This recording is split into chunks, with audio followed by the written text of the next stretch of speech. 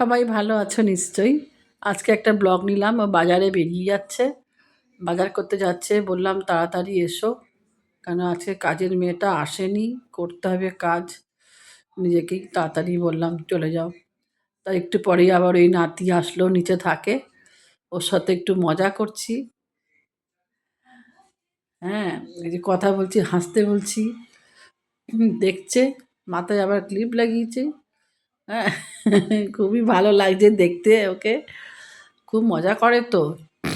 বাচ্চা তো খেয়াল খুশি। তারপরে বাজার থেকে চলে এসছে।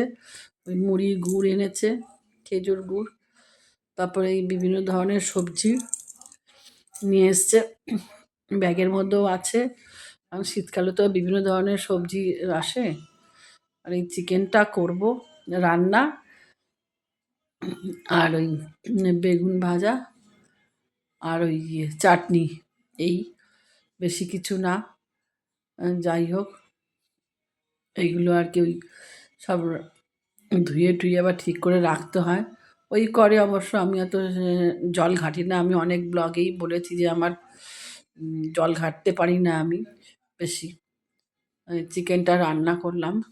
ও আসার আগেই আমার বেগুন ভাজা হয়ে গেছিলো। তারপরে এই চাটনি করলাম।